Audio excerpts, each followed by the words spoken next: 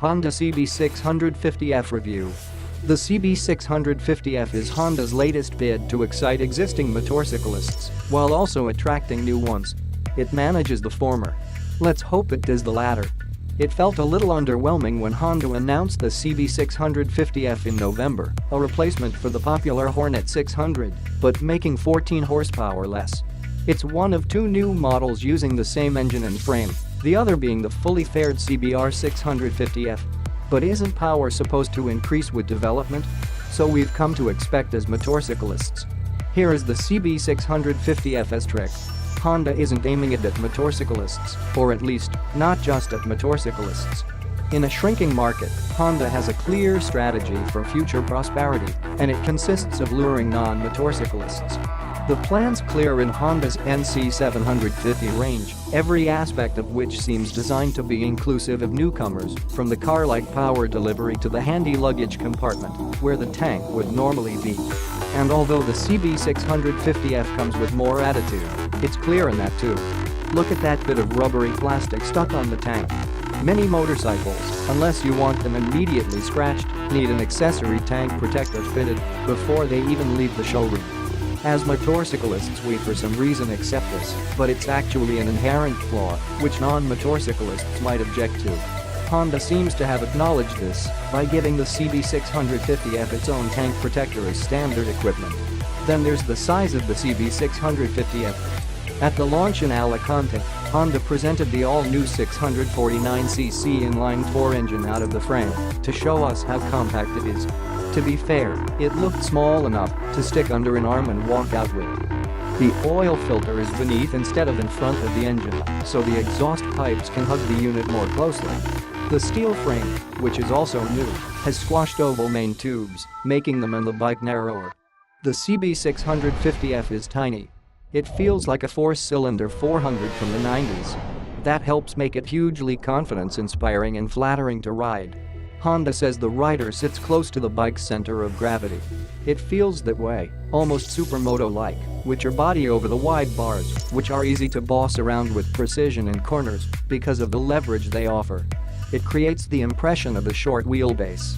In fact, at 1,450mm, the Honda's is 10mm longer than that of Yamaha's four-cylinder naked 600, the XJ6.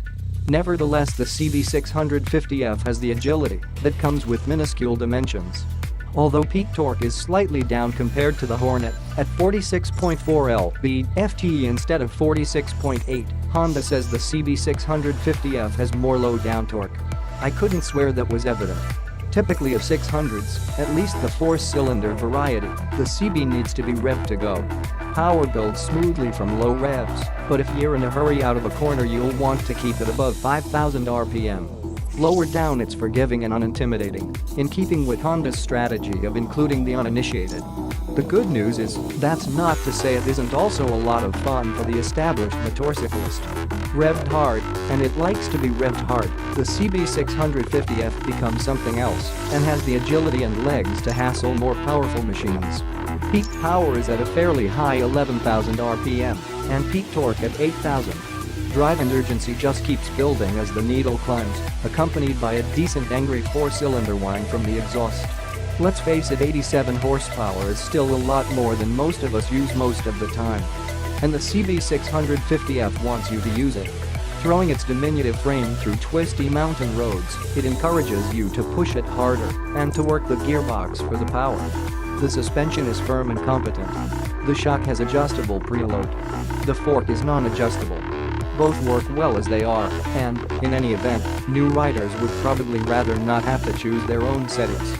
The span-adjustable brake lever and twin front discs are powerful enough to operate with a single finger, but progressive enough to make input easily controllable. The steering lock is generous, making for easy U-turns. The riding position and size of the machine also aid low-speed maneuvering confidence. It's unlikely to be a coincidence that the lower peak power figure makes the bike eligible to be restricted for new riders.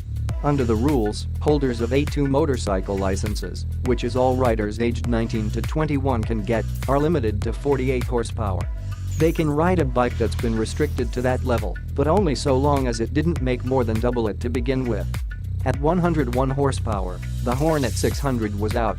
Honda isn't offering a 48 horsepower version of the CB650F for the UK, but aftermarket restrictor kits will be produced, so it's clear that, by lowering the power slightly, its market has expanded to include potentially thousands of newer riders. Honda is fairly unequivocal about its aim. A press officer on the launch said its marketing strategy included two key thrusts. Get on, as in get new riders on bikes, and get back on, as in persuade those who have left to come back. The strategy was evident from those present, who included 3 national newspaper correspondents, a clear bid to reach non-riders. Usually there is at most one UK national press representative on bike launches.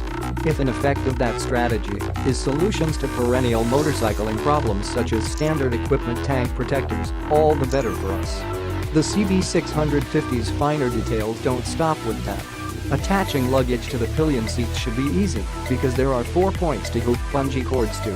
2 hooks by the passenger grab rail and 2 fold-away fabric loops on the underside of the seat. There's space under the seat for a disc lock, and you get a wire cable type helmet lock. The instrument panel includes average and current miles per gallon. Honda claims 60 miles per gallon in typical use. On the launch ride I calculated 50 miles per gallon based on mileage between fuel stops. The CB650F feels overall like one of Honda's higher quality products. The shiny switches on the bars are shared with the VFR range and look premium.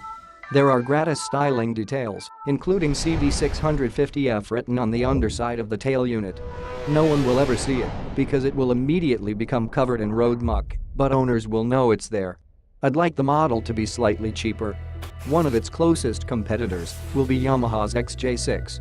Although down on peak power and torque, at 77.5 horsepower and 44 lb-ft, the XJ6 is also intended as an entry-level middleweight and costs £300 less than the Honda at £6,099.